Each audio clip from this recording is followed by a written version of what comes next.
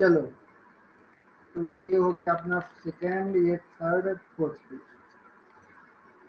ठीक है ना। देखो, तुम लोग का टॉपिक या चैप्टर नेम क्या होगा?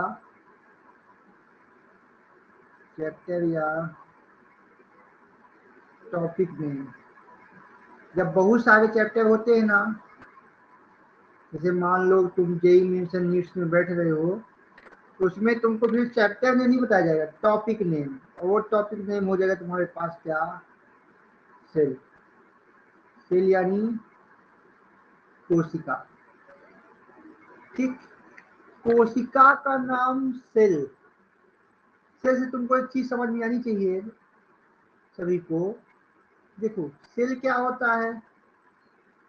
वॉल देखे हो? वॉल, ए सॉरी, वॉच, वॉल वाली वॉच या घर, हैंड वॉच। हैंड वॉच ऐसे होती है, चौकोर या गोलाकार ऐसे, और उसमें से पट्टे लगे रहते हैं, होती है ना, वो देखे हो? ठीक। तो ये वॉच कैसे चलती हैं? इन पर एक छोटा सा सेल लगा होता है।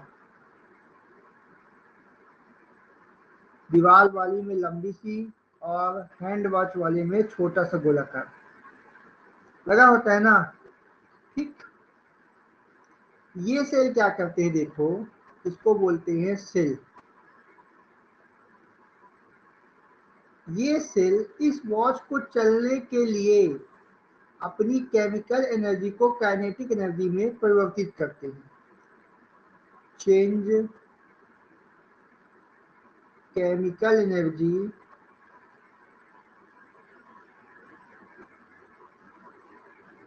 Chemical energy kinetic. ठीक है ना। सेल क्या करता है? अपनी रासायनिक ऊर्जा को गति परिवर्तित करता है। इसी गतिज ऊर्जा के कारण कोई भी मशीन जो कार्य करती है उसे बोलते हैं मैकेनिकल एनर्जी। ठीक। मशीन के काम करने के लिए जो ऊर्जा जरूरी होता है उसे बोलते हैं मैकेनिकल एनर्जी। ठीक। तो देखो, इतना छोटा सा सेल, इतना छोटा सा सेल, या इतना बड़ा ले लो। ठीक। इस पूरे घड़ी में 12, 3, 9, इस पूरी घड़ी में क्या कर देता है? एक प्रकार से जान डाल देता है, जिससे वो क्या करता है? हमको सही समय बताता है। बताता है, बताता नहीं बताता? ये सेकंड वाला काटा, इतना वाला लो। ठीक। उस घड़ी को चलाने के लिए उसमें जीवन डाल देता है। इसी प्रकार जो सेल होता है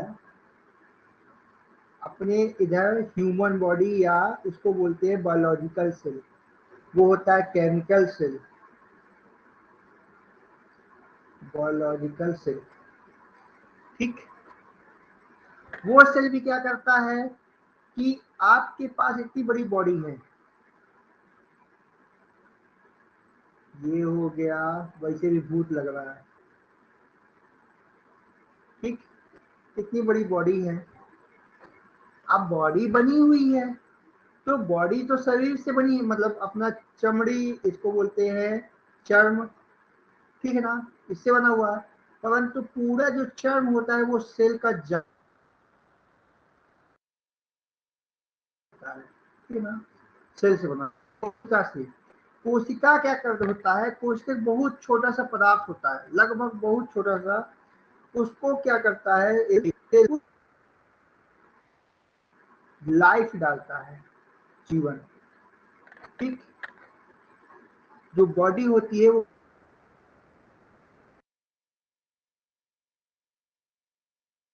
पदार्थ यानी मैटर, उसको द्रव्य बोलते हैं। कोशिका द्रव्य पदार्थ पाया जाता है, उसको कोशिका द्रव्य बोलते हैं। हालांकि भी हम उसको द्रव्य लिखते हैं। ठीक। मैटर। और इसके अंदर जो लिक्विड पाया जाता है उसको बोलते हैं लिक्विड मैटर, या सेल लिक्विड। ये होता है सेल लिक्विड मैटर, ये होता है कोशिका द्रव्य।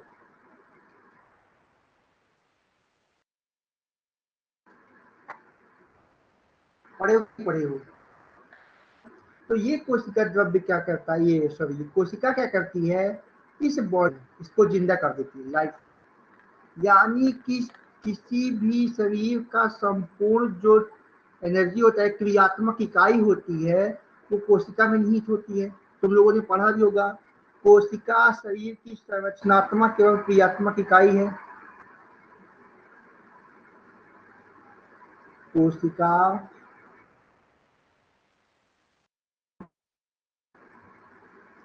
संरचनात्मक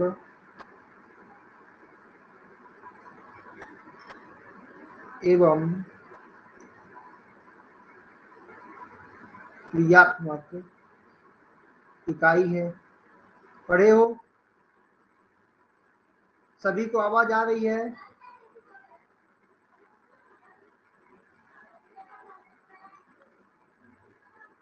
आवाज आ रही क्या सभी को?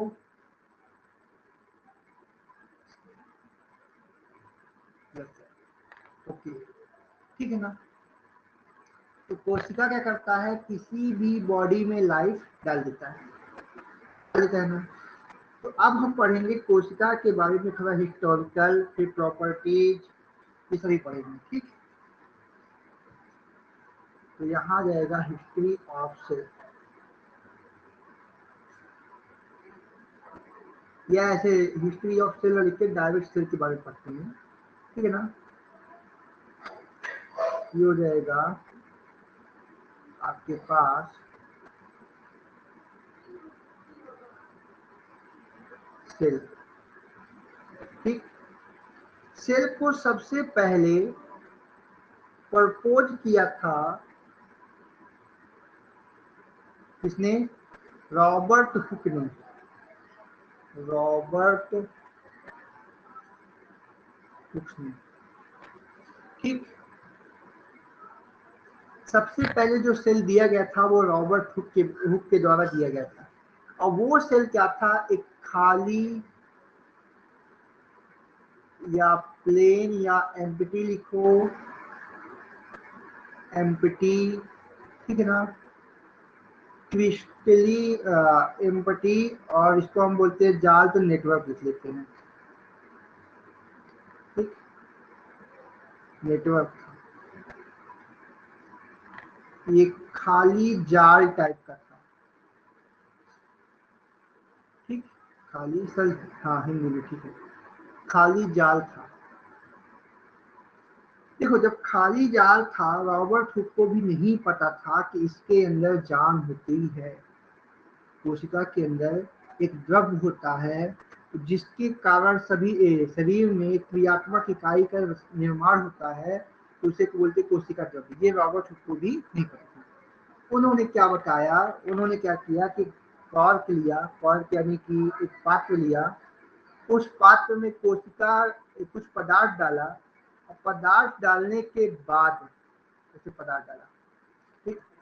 पदार्थ डालने के बाद उन्होंने क्या देखा कि वो पदार्थ कई छोटी छोटी इकाइयों में बढ़ गया, जो कि कोष्ठक बनाती थी। ऐसे ये हो गया, ये हो गया, ऐसे, ठीक है ना। बहुत छोटी छोटी इकाइयों में थे। इसको उन्होंने सूक्ष्मदर्शी से देखा था। इसे सिंपल आंखों से देख पाना असंभव है,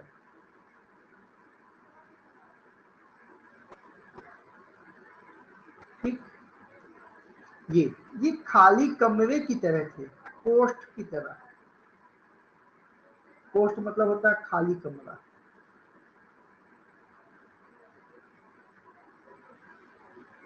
ठीक। ये खाली कमरे की तरह थे, इसलिए रॉबर्ट हुक ने इसका कोष्ठ के बेस पर, कोष्ठ को बेस मानकर नाम दे दिया कोशिका, ठीक है ना। क्या नाम दे दिया? कोशिका। इसे उन्होंने किससे देखा? सूक्ष्मदर्शी से,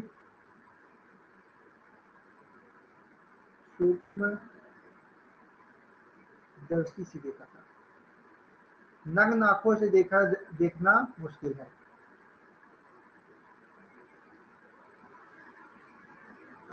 can not see without any cannot see by normal या सिंपल आई,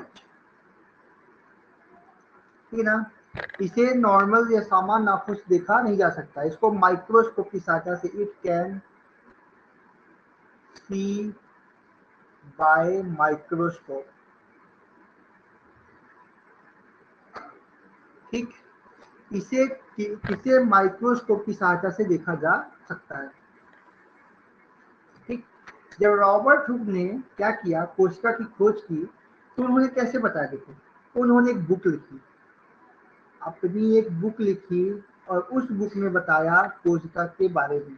उस बुक का नाम था माइक्रोग्राफिया, माइक्रोग्राफिया,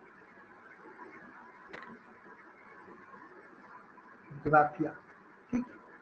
उस माइक्रोग्राफिया में उन्होंने बताया कि क्या चाहिए, हाँ बंद कर दो, ठीक। माइक्रोग्राफिया बुक थी सेल के बारे में, ठीक। फिर उसके बाद देखो क्या हुआ, अब ये सेल तो हमको मिल गया ऐसे बंद कमरे छोटे छोटे, हम बड़ा बना रहे हैं, इसको बोलते हैं जूम आउट करना,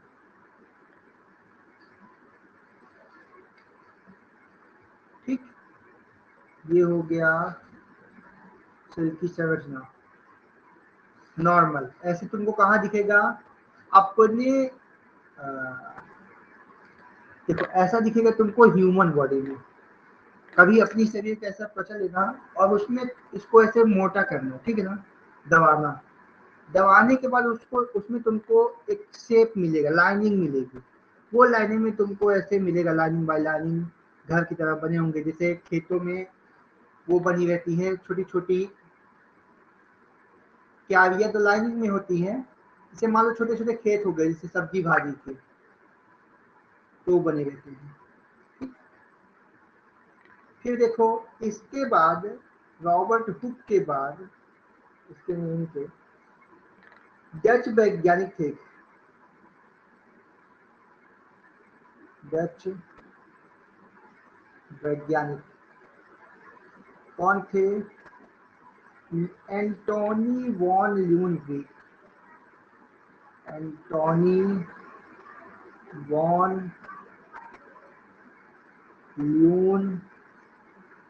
ल्यूवेन, एक मिनट, हाँ ल्यूवेन हॉक, ठीक। एक वैज्ञानिक थे एंटोनी वॉन ल्यूवेन हॉक, जिनको लोग सिर्फ ल्यूवेन हॉक के नाम से जानते हैं, ठीक है ना। उन्होंने क्या किया, एक माइक्रोस्कोप बनाया खुद से, सेल्फ का यानी स्वयं का एक माइक्रोस्कोप बनाया, मेड माइक्रोस्कोप सेल्फ,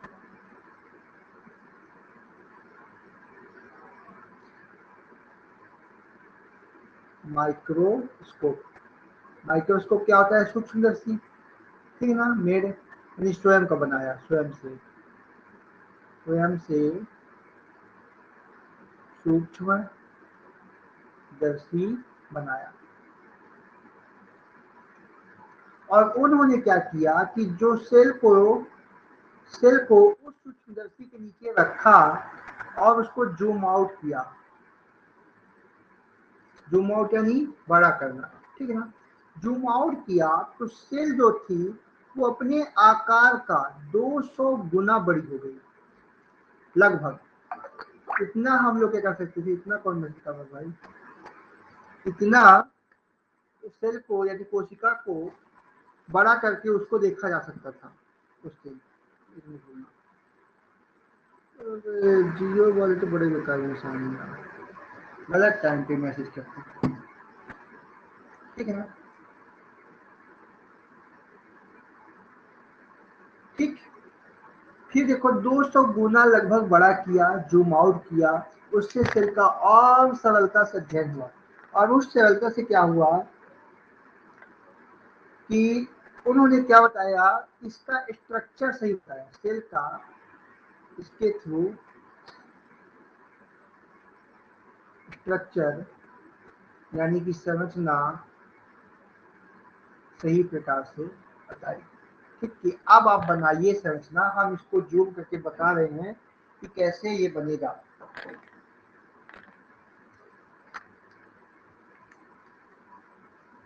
ठीक है ना, समझ में आ रहा है कि नहीं आ रहा है तुम लोगों को?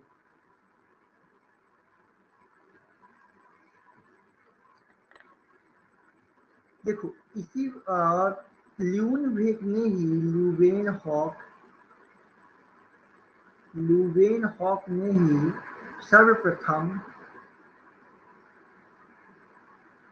सर्वप्रथम जीवाणु और प्रोटोजोआ का अध्ययन किया था। और प्रोटोजोआ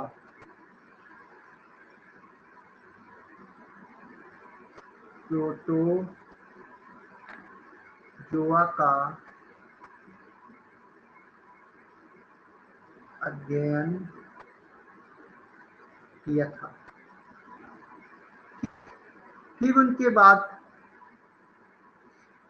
देखो अब ये क्रम बढ़ता गया, डच वैज्ञानिक के बाद आ गया तो आपके पास एनग्रीव,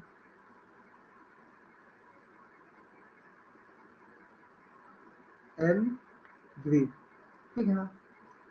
एनग्रीव ने क्या बताया, देखो उन्होंने एक अवधारणा प्रस्तुत की, अपना खुद का नियम दिया और उससे कोशिका की पहली डेफिनेशन बनी। कोशिका की पहली डेफिनेशन क्या बनी? एनग्रीव ने बताया कि कोशिका जीवों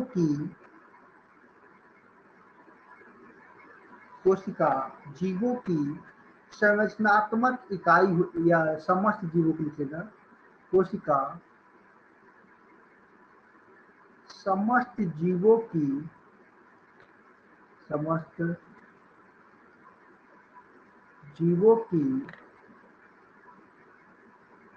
संरचनात्मक इकाई होती है।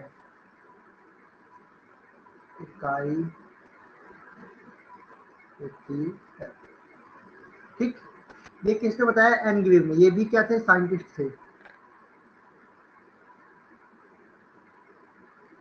साइंटिस्ट एनग्रीव ने। ठीक, और इसी को बेस मानकर उन्होंने क्या किया कि कोशिका को बेस मानकर उन्होंने अनेक ऊतकों को, ऊतक जानते हो, पादप ऊतकों, ऊतक कोशिका की तरह ही पतला झिल्ली होता है, ठीक है, कोशिका पर की झिल्ली होती है, बताएंगे आगे चल के, अभी से पढ़ते जाओ। तो ऐसे ही पादप में होता है, पादपों में या मान लो पेड़ों में। देखो पादपों में क्या होता है, पादप से हरे भरे पेड़ पौधे जो बहुत छोटे होते हैं, जिनकी लंबाई बहुत ज्यादा नहीं होती है और जो मौसम बाई मौसम बदलते रहते हैं, तो कहलाते हैं पादप। जैसे अपने यहाँ कभी पेड़ लगेगा प्याज का, प्याज की खेती होती ना, ठीक है ना, तो प्याज की खेती में देखना जो ऊपर ग्रीन कलर का वो आएगा, उसका पत्ता आता है, उसको बोलते हैं पादप, ठीक है ना। उनमें पाता हल्का हल्का पतला पतला बहुत सारा पदार्थ पाया जाता है, एकदम लाइनिंग बनती है, उसको बोलते हैं ऊतक। ठीक, अनेक पादप ऊतकों का अध्ययन भी उन्होंने किया,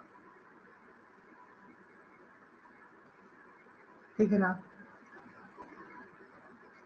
फिर एनग्रीव के बाद खुलो खुलो नया पेज खुलो, 7 हो गया ना, 8 हो गया, 7 हो गया, 6 हो गया, 7 हो गया। ठीक, एनग्रीव के बाद आए रॉबर्ट ब्राउन। खोज, फूकने की, अध्ययन बहुत सारे वैज्ञानिकों ने किया और उन वैज्ञानिकों ने अलग अलग चीजें निकाली, बताया। रॉबर्ट ब्राउन ने पहली बार पाया कि कोशिका के अंदर एक द्रव्य होता है। वाह, एक मिनट रुकना, चलो। ठीक, रॉबर्ट ब्राउन ने बताया कि कोशिका के अंदर एक द्रव होता है, कोशिका, जिसे लोग कोशिका द्रव पढ़ते हैं, ठीक है ना। उन्होंने इसका नाम कोशिका द्रव रखा। और उस कोशिका द्रव के पहले उन्होंने बताया था कि केंद्रक होता है,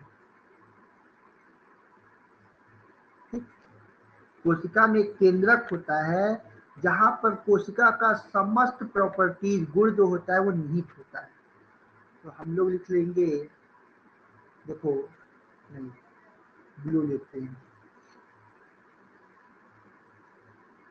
रॉबर्ट हुक ने खोज की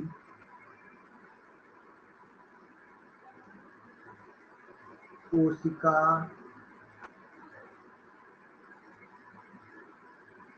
केंद्रक की, ठीक।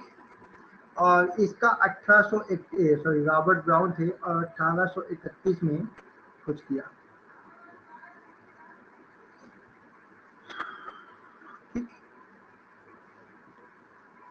और इस कोशिका केंद्रक को सर्वप्रथम देखा गया था, सर्वप्रथम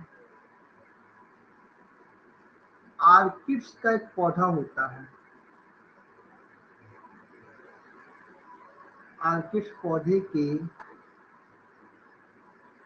जड़ में देखा गया था, जड़ में देखा गया था, ठीक।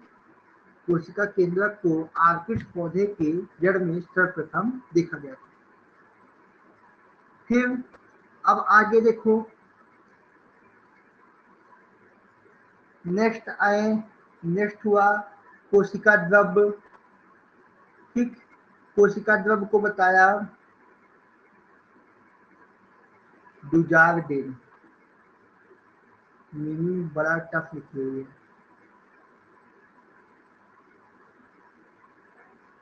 ठीक है ना। डुजार्डिन ने बताया, ऐसे लिख लेते हैं, डुजार्डिन ने तो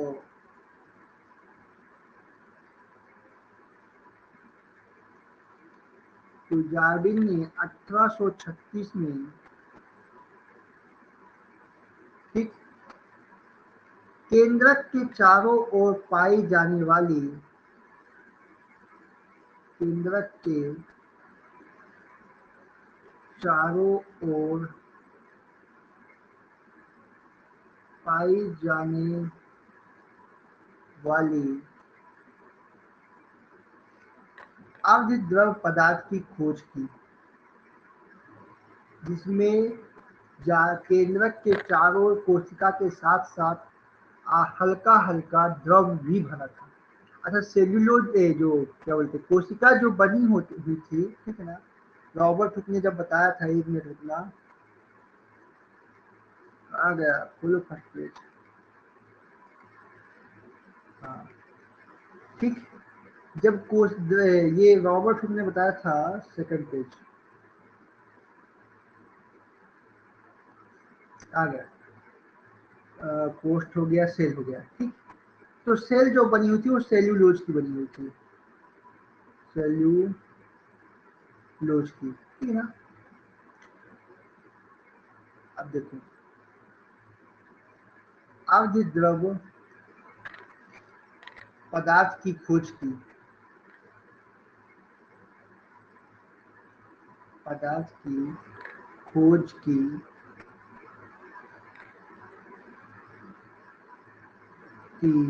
जो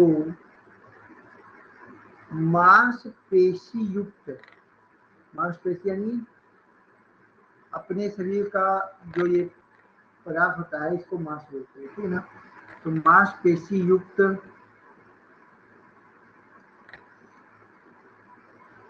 कोशिकाओं में पाया गया या पाया जाता है, कोशिकाओं में पाया जाता है, पाया, आवाज सुनाई दे रही है, जाता है, ठीक। फिर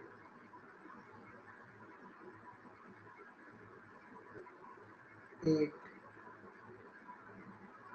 फिर देखो पुलकिंजे, इन्होंने कुल द्रव्य पदार्थ की खोज की। पुलकिंजे,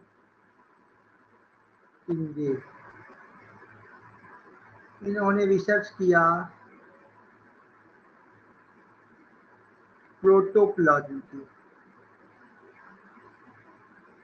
ठीक, प्रोटोप्लाज्म की कब किया? 1839 में। 1839। ठीक, इस प्रोटोप्लाज्म को उन्होंने जीव द्रव्य नाम दिया। जीव द्रव्य, जीव द्रव्य मतलब किसी भी जीव का जीव हो गया प्लस द्रव्य हो गया। द्रव्य मतलब वह पदार्थ जिसमें पूरा जीवन निहित होता है, ठीक है ना, वो हो गया जीव द्रव्य। प्रोटोप्लाज्म का फुल फॉर्म होता है, देखो, प्रोटोप्लाज्म।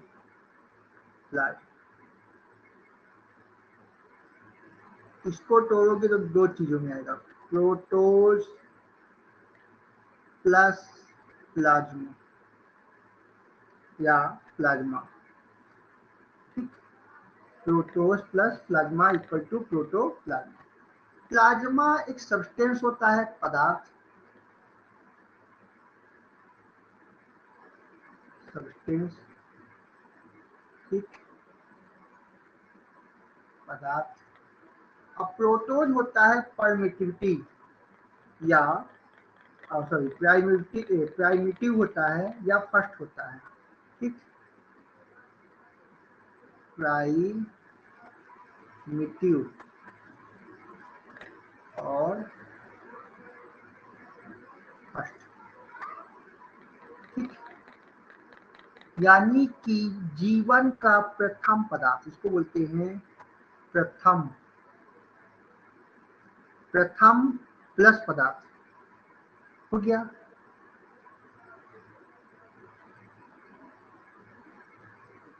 एक मिनट रुकना, ये हो जाएगा आपके पास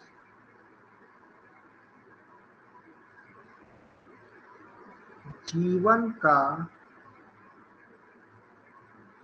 प्रथम पदार्थ प्रोटोप्लाज्म, जीव द्रव्य, ठीक है, जिससे कोशिका का या कोशिकाओं का निर्माण होता है।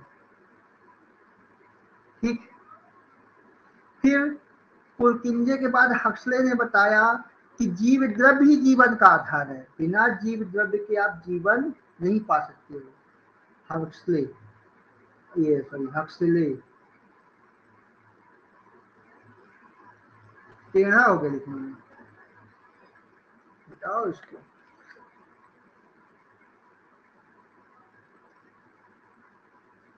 हक्सले ने बताया, ठीक है ना। उन्होंने क्या बताया, देखो, जीव द्रव्य ही जीवन का, जीव द्रव्य ही जीवन का आधार है। ठीक,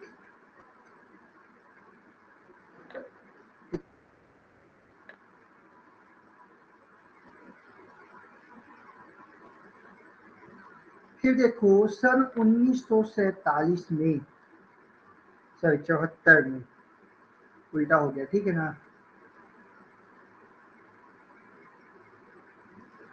दो वैज्ञानिक हुए, क्लाउडे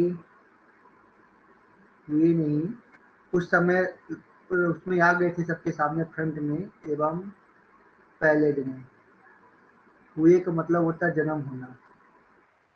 ठीक, और ये क्लाउडे एवं पैलेड ने सन 1974 में,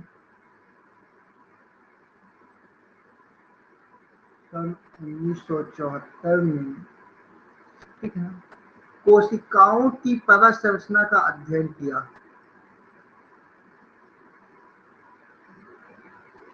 क्या किया? अध्ययन किया। और किस चीज का? कोशिकाओं की परत संरचना का।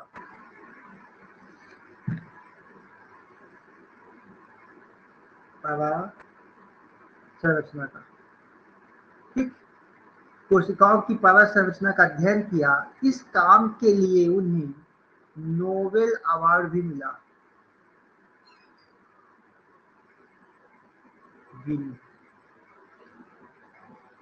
ठीक, नोबेल पुरस्कार भी उनको इस अवार्ड के लिए मिला, इस काम के लिए मिला।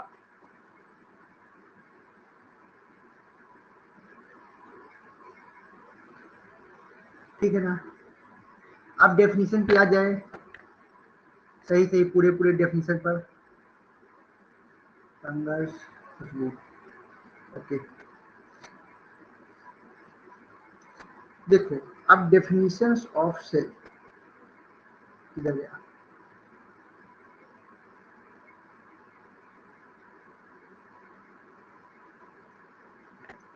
डेफिनेशंस ऑफ सेल,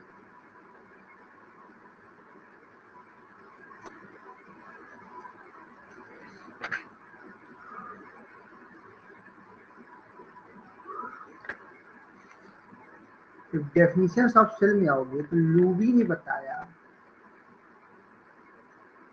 लूबी एवं सिकेविट्ज ने,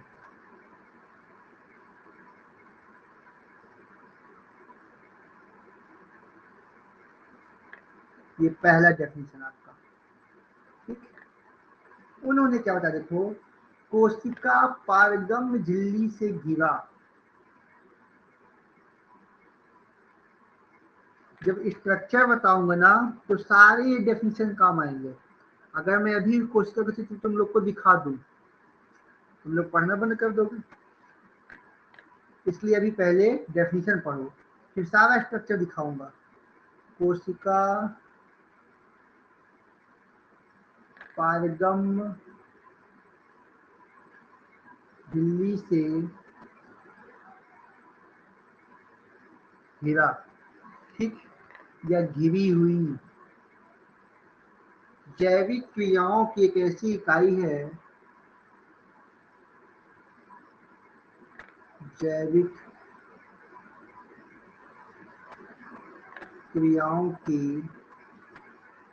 एक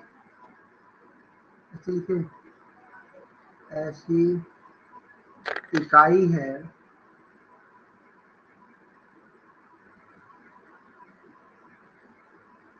कोशिका पारगम झिल्ली से घिरी हुई जैविक क्रियाओं की एक ऐसी इकाई है जो जीवित तंत्रों, जो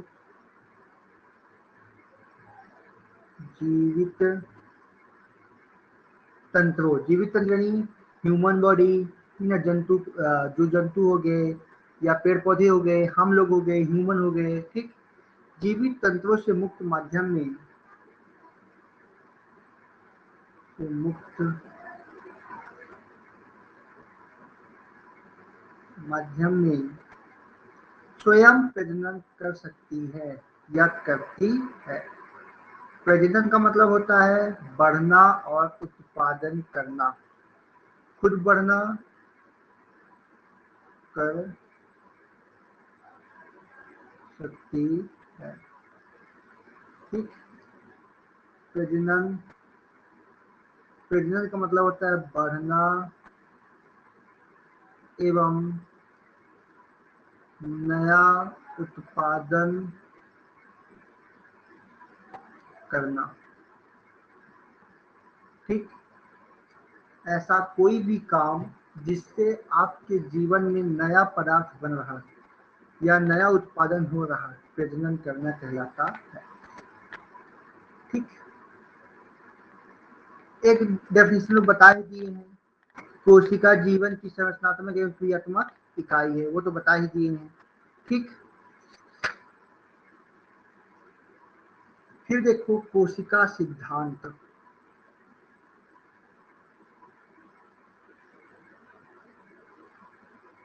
या कोशिका का सिद्धांत, कोशिका का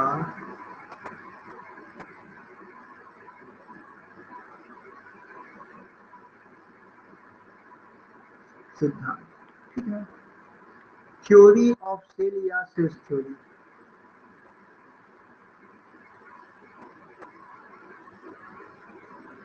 सेल्स थ्योरी को सर्वप्रथम माल्थियस ने दिया था, या प्रपोज्ड बाय लिखो, प्रपोज्ड बाय मतलब दिया गया, माल्थियस जे स्लीडेन ने, जे स्लीडेन, SHLEIDEN,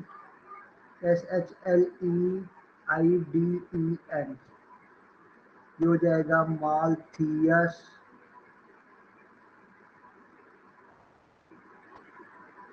जे स्लीडेन ने कोशिकाओं का अध्ययन कर क्या किया, कोशिका सिद्धांत दिया। ठीक है ना। कोशिका सिद्धांत के प्रमुख बिंदु जो कोशिका सिद्धांत के प्रमुख बिंदु इस प्रकार हैं। कोशिका सिद्धांत के प्रमुख बिंदु इस प्रकार है। देखो, पहला जो पॉइंट था वो सबसे सरल था और वो हमने शुरू में भी बताया है। कोशिका जीवन की इकाई होती है। क्लियर? कोशिका जीवन की संरचनात्मक एवं क्रियात्मक इकाई होती है।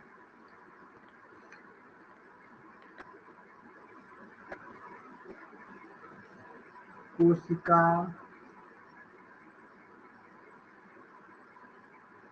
जीवन की इकाई होती है। ठीक है। फिर दूसरा नंबर, प्रत्येक जीव, सर मेरा पूरा डाटा छुप गया, अरे कहाँ रखे थे यार,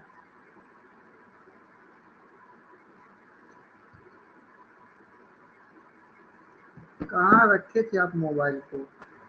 मेरे में 2 कनेक्टेड है, 1 कनेक्टेड है, मेरा भी खत्म हो गया, खत्म होने वाला मेरा भी। आज कैसे हाई में चला रहे हैं क्या वीडियो? ओ, अब कल से लो में चलाया करेंगे। बहुत बहुत डाटा खत्म कर दिया। ठीक है ना। प्रत्येक जीव कोशिकाओं और उनके उत्पादों से मिलकर बना होता है। रुको, ये टॉपिक बस खत्म कर दे, 5 पॉइंट। कोशिकाओं और उनके उत्पादों से मिलकर बना होता है। ठीक, कल से लो में चलाया करेंगे, हमारा भी डाटा खत्म हो गया। कल 400 MB खत्म हुआ था, आज पूरा 1.5 GB खत्म हो गया। फिर देखो, प्रत्येक कोशिका जीव द्रव का एक पुंज होता है। प्रत्येक कोशिका जीव द्रव का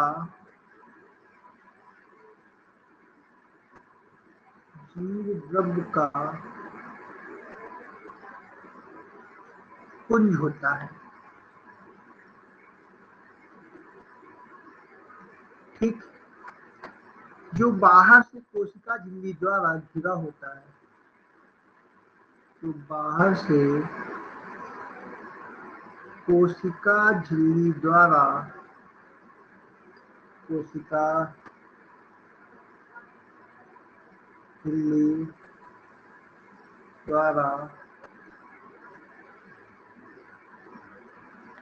घिरा होता है। ठीक, और पादप कोशिकाओं में कोशिका भित्ति पाई जाती है। पादप कोशिकाओं में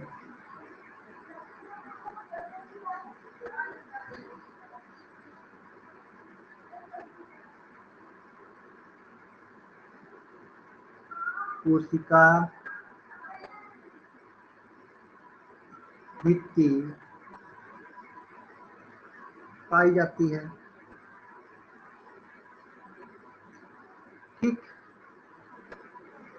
फिर देखो फोर्थ, संरचनात्मक दृष्टिकोण से सभी कोशिकाएं एक समान होती हैं, या संरचनात्मक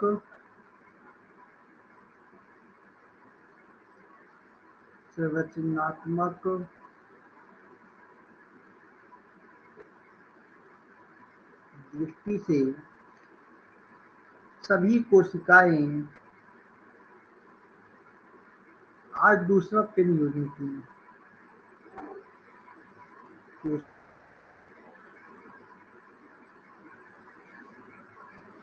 एक समान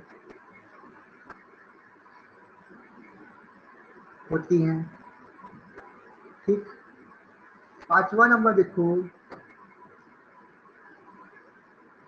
जीवों में पाई जाने वाली, कैमरा थोड़ा उल्टा रखा है, तुम लोग से आई कांटेक्ट नहीं हो पाता।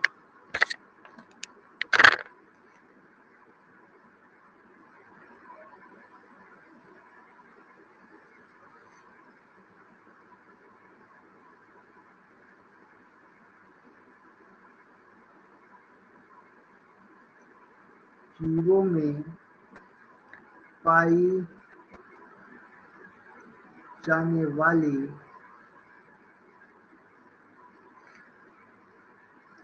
जैविक गतिविधियों, जैविक गतिविधियों, ठीक ना, कोशिकाओं की क्रियाशीलता, कोशिकाओं की क्रियाशीलता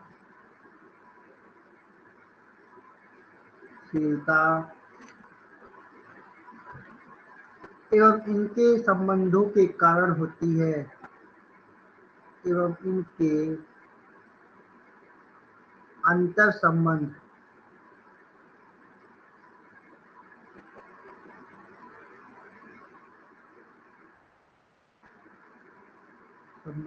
के कारण होती है। ठीक, फिर कोशिका को आनुवांशिक इकाई भी कहा जाता है। छठवां, कोशिका को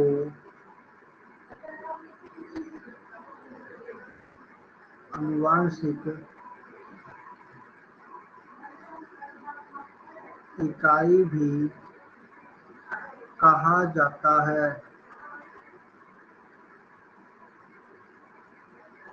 ठीक, क्योंकि इसमें आनुवांशिक पदार्थ पाया जाता है, लिख लेना एक लाइन, क्योंकि इसमें आनुवांशिक पदार्थ